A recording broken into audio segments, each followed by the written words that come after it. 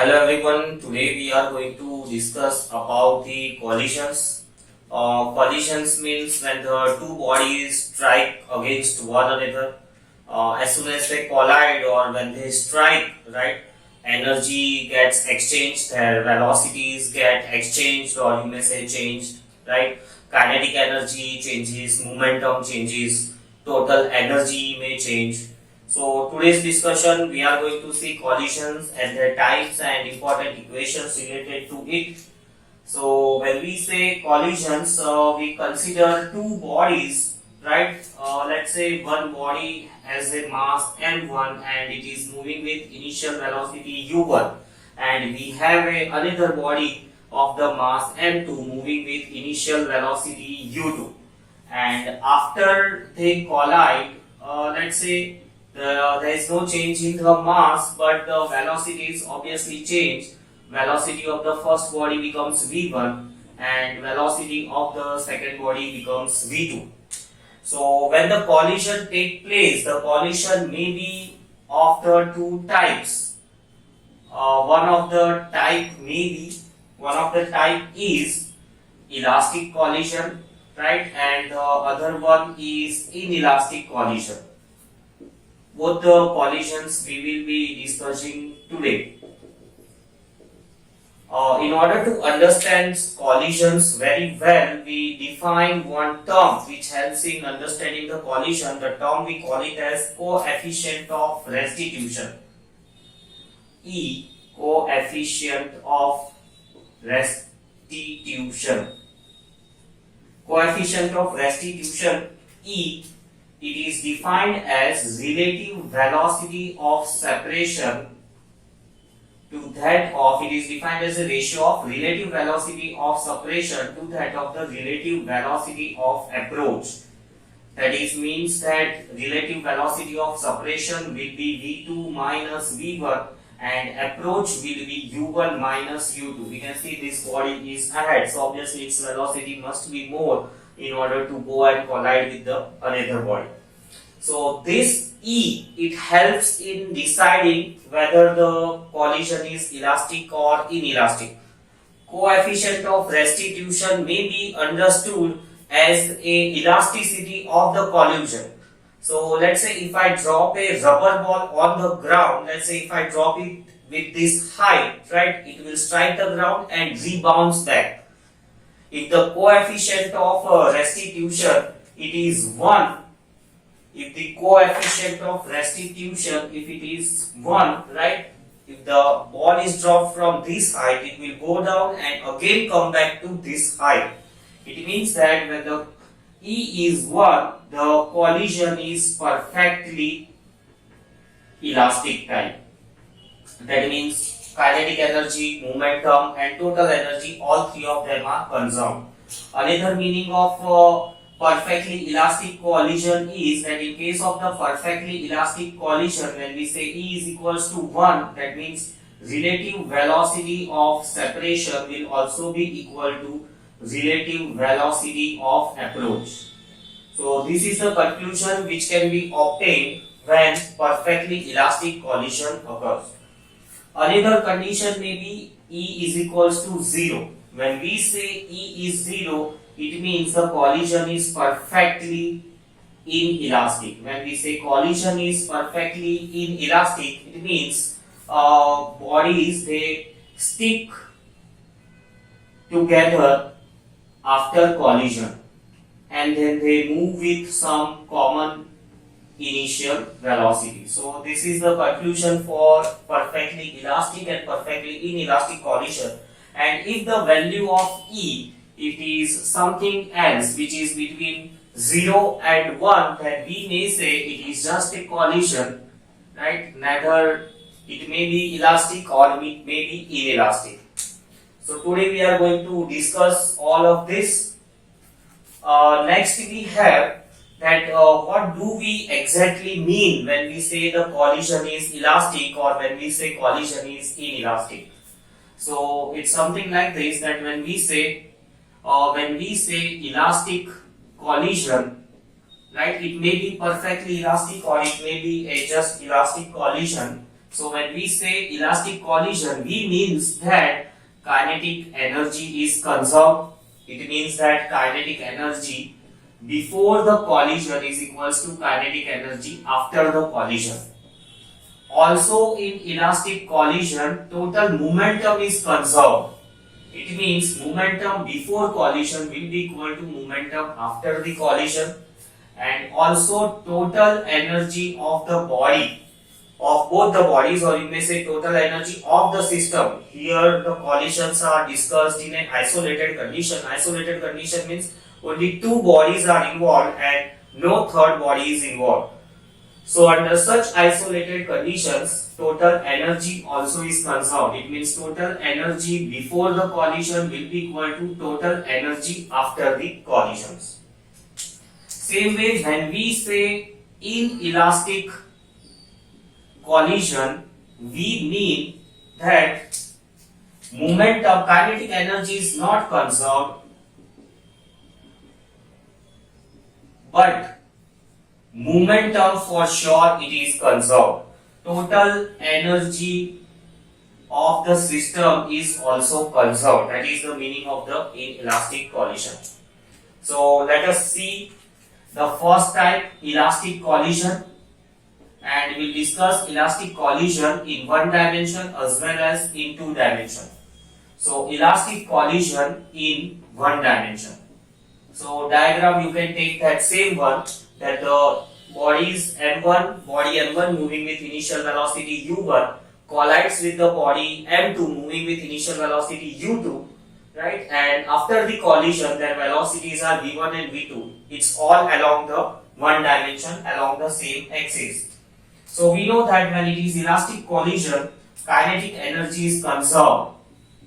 So when we say kinetic energy is conserved, that means kinetic energy before collision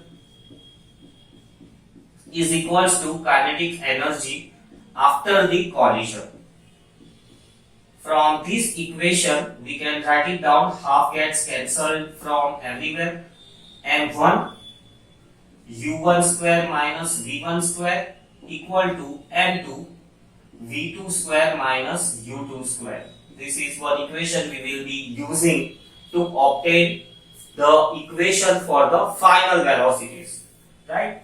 So this we are solving it to obtain the equations for final velocities. What will be the v1 and what will be the v2. And then we also know that momentum is conserved. Since momentum is also conserved, we can write down m1 v1, m1 u1 plus m2 u2. This is the momentum before collision is equals to m1 v1 plus m2 v2. Once again rearranging u1 minus v1 and m2 v2 minus u2, right?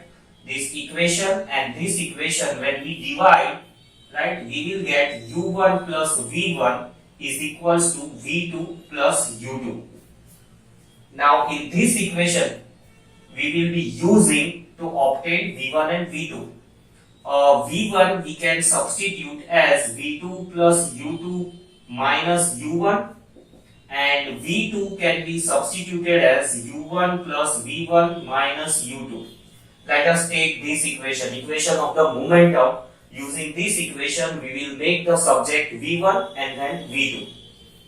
So, taking the equation of the momentum, that is m1 u1 plus m2 u2, m1 v1 plus m2 v2, right? m1 u1 plus m2 u2. We want to make v1 as a subject, so this one remains as it is. Instead of v2, we substitute its value, that is u1 v1 minus u2. Solving further,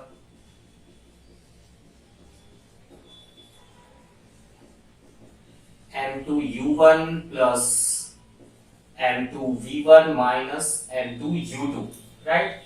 Shifting m2 u2 on the left hand side, we get 2 m2 u2, right?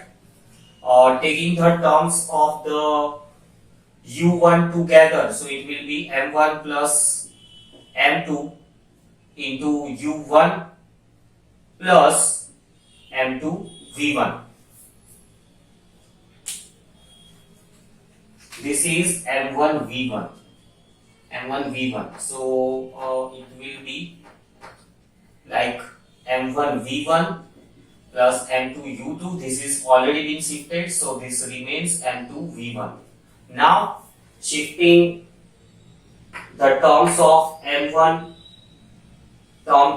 these two terms we combine and shift m2 u2 on the other side. So m1 u1 m2 u1 it is. So m1 u1, this will be minus m2 u1, then this term m2 u2 equal to these two terms. We take out v1 common, so m1 plus m2. So this will be m1 minus m2 u1 plus 2 m2 u2 equal to v1 into m1 plus m2. So we get equation of m1 v1 as m1 minus m2 upon m1 plus m2 into u1 plus 2 m2 u2 upon m1 plus m2. So this is the equation which will help you to find out the final velocity v1. Same way you can find out the equation for the final velocity v2.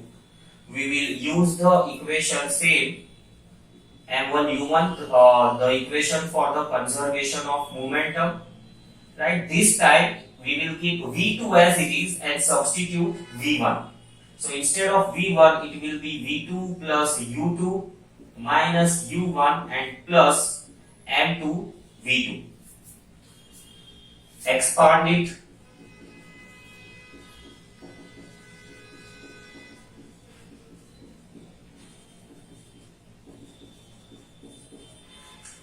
Shifting this term on the left hand side, it becomes 2 m1 u1 and then m2 u2. Shifting this term on the left hand side, it becomes m2 minus m1 into u2.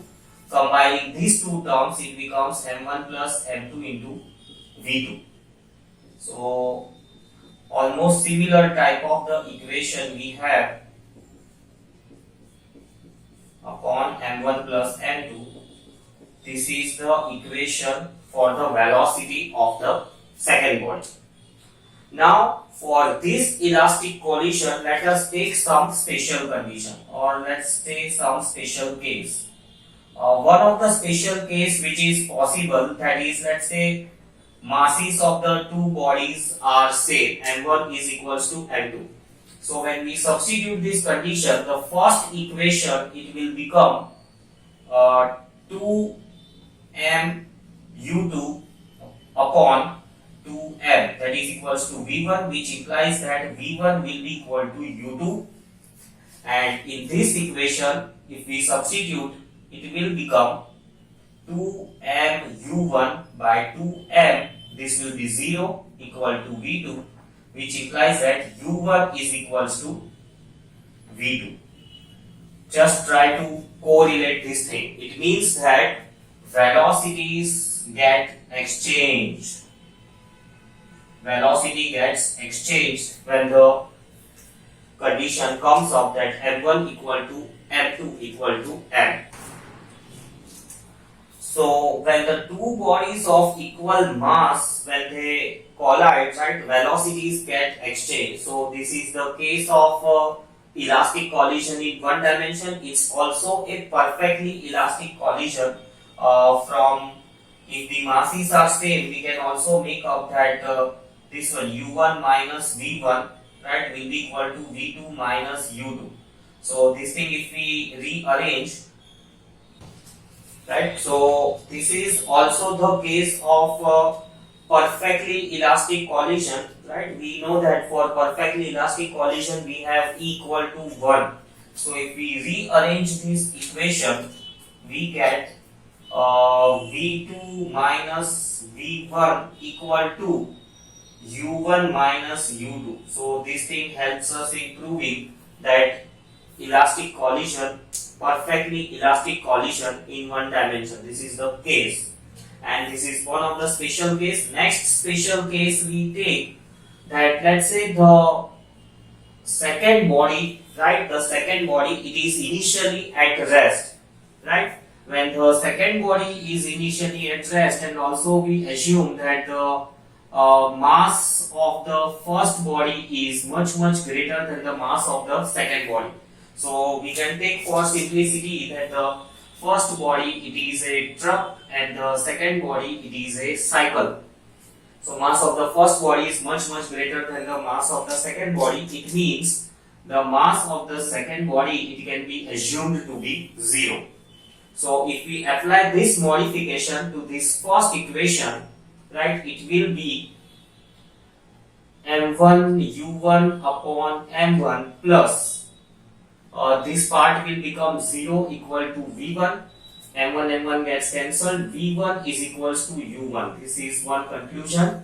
And second equation, to the second equation if we apply, it will be 2 times m1 u1 upon m1, right? u2 is 0, right? It will be v2. So m1 gets cancelled, 2 times u1 will be equal to v2. So let us try to understand that when truck collides with a cycle, we know that the mass of the truck is much larger than the cycle. What happens? The final velocity of the truck will be same as initial velocity.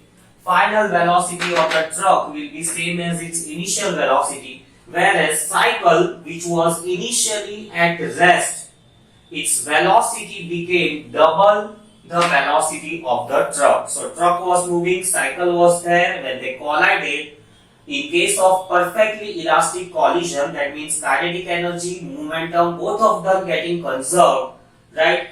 Truck, its velocity, it's not going to change, and cycle, which was at rest, right, its velocity became double than the truck. Now let us take that cycle is at rest for sure, not cycle. This time we are exchanging these two things. Instead of cycle, the truck lies ahead and the cycle is coming back of it. So truck is at rest and cycle is colliding from the back side. Let's see what happens. So when we substitute this condition, and this time the mass of the second body is much larger than the mass of the first body, so mass of the first body will almost be 0. Substituting in the first equation, m2 u1 upon m2 equal to u2 is 0, it becomes v1, so minus u1 will be equal to v1. And then using the second equation, twice m1 we have taken as 0, so this will not be there, and here it will be m2 u2 upon m2 equal to v2. So u2 will be equal to v2. So what do we conclude? That when the truck was at rest and the cycle hit the truck from backside in a perfectly elastic conditions, right? The velocity of the cycle got exchanged. The velocity of the cycle magnitude remained same, but the direction got changed. So after colliding, cycle moved backward. About the truck, its velocity remained as it is. Ultimately, we had taken u2 equal to 0. So ultimately, the final velocity will also be 0. So there is no change or nothing had happened to the truck. So this is the case of the elastic collision in one dimension. It's also a inelastic collision in one dimension. From this we can easily prove, right? So this is one equation for the perfectly inelastic collision. This is the equation to find the velocity in the case of perfectly inelastic collision. This is the equation, and these are some simplified conditions which may be directly useful in numericals. Next we will see elastic collision in two dimensions.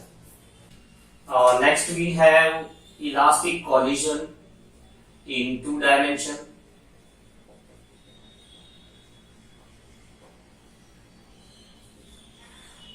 Let us consider a object of the mass m1 moving with initial velocity u1, and it collides with the another mass m2 moving with initial velocity u2.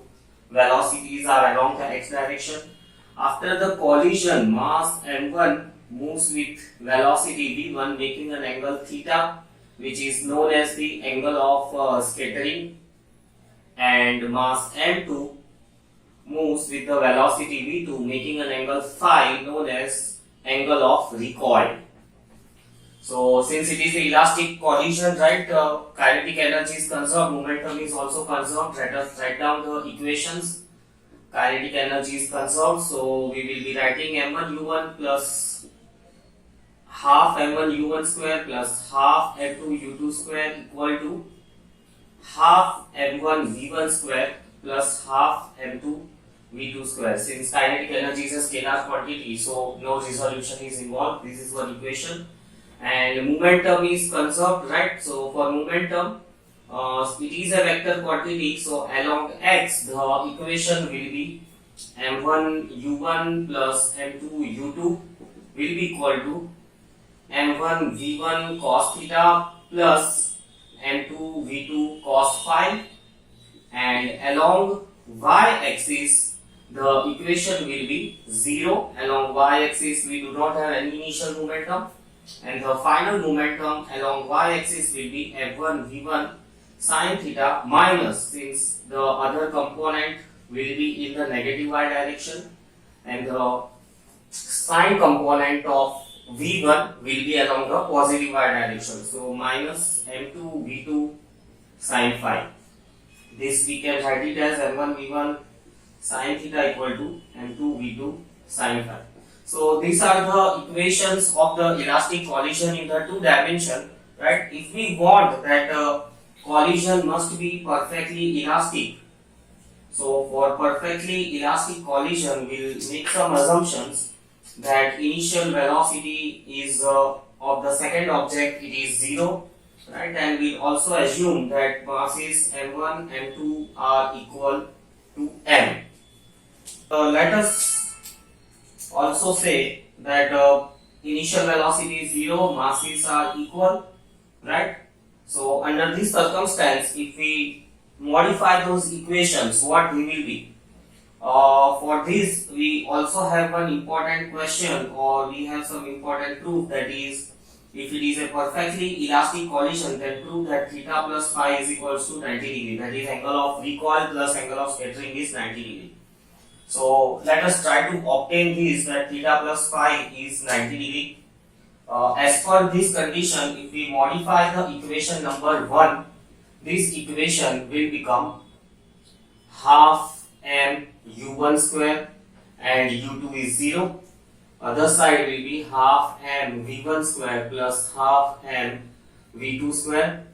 Further it can be written as u1 square equal to v1 square plus v2 square.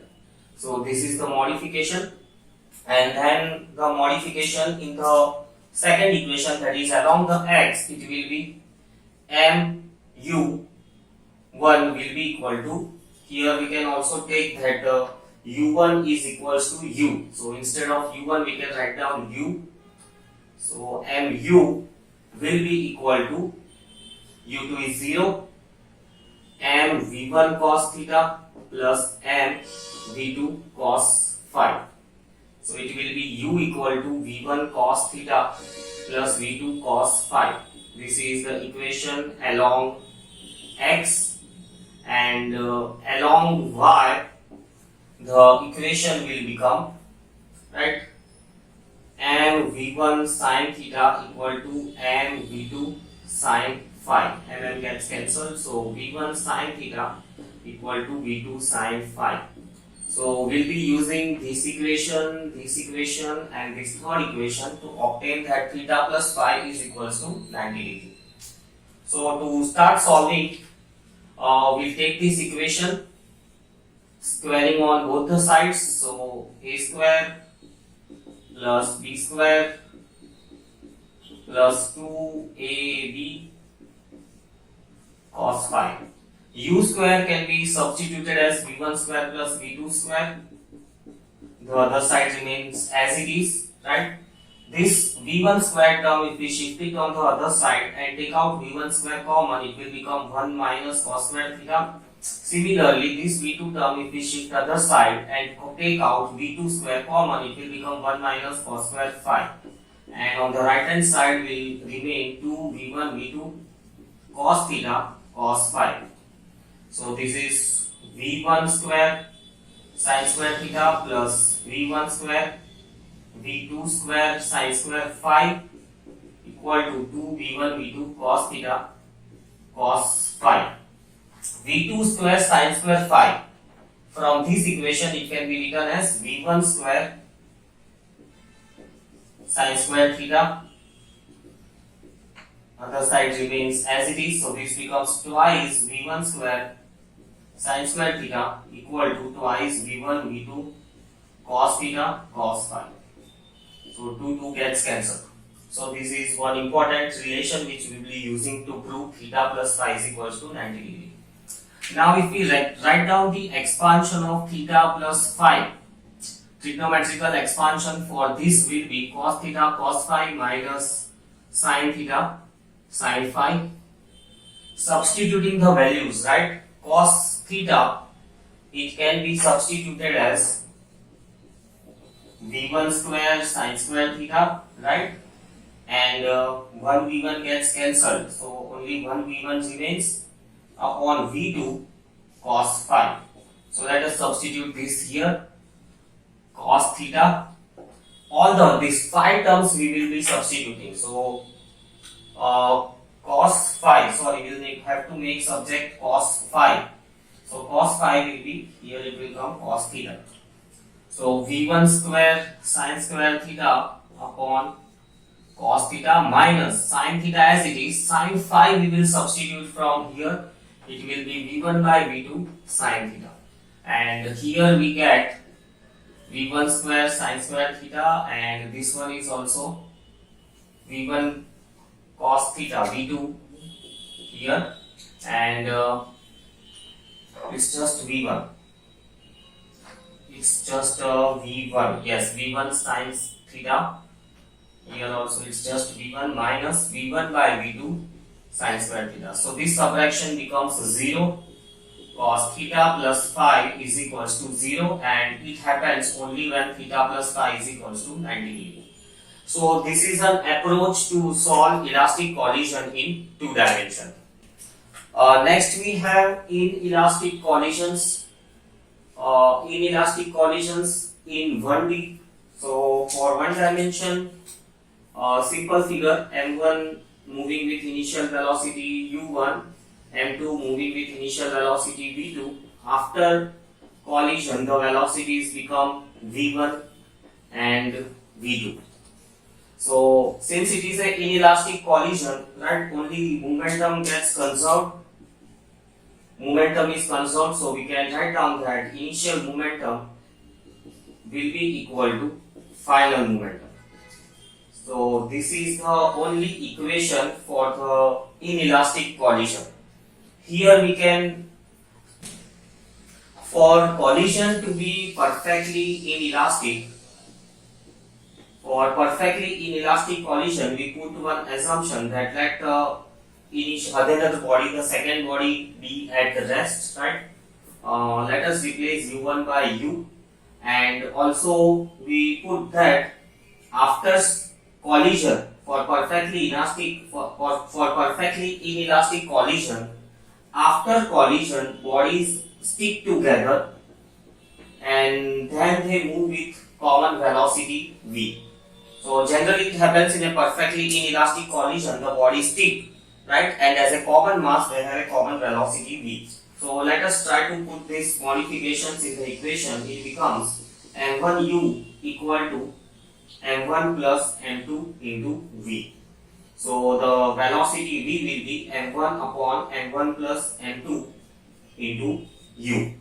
So by comparison we can get to know that the final velocity, it is less than the initial velocity, because this fraction is going to be less than 1, right? So ultimately the initial velocity gets reduced.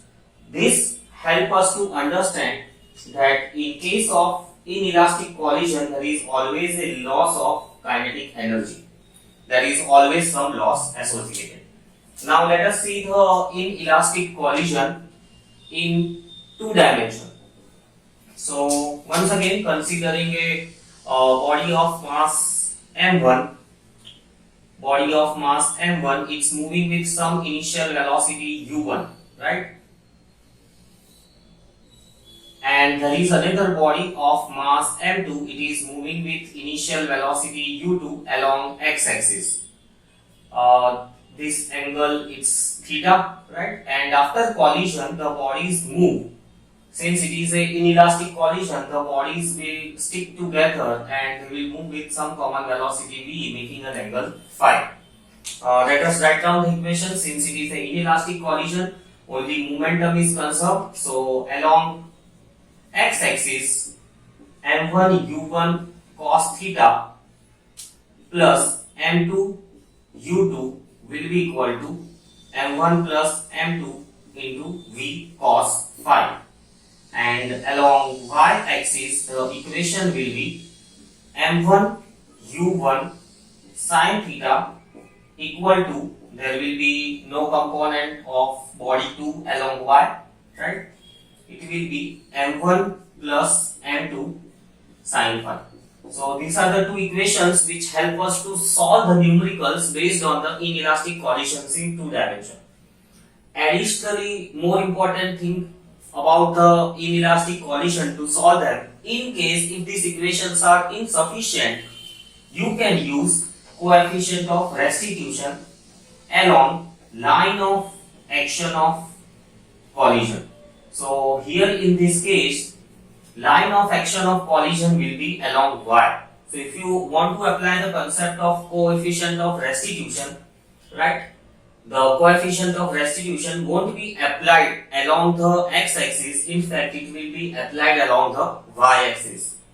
So that is what it is, and in case of momentum, you will do the calculations along x-axis. So either this and this concept you can use to solve the numericals, or this and this. So that's about the collisions.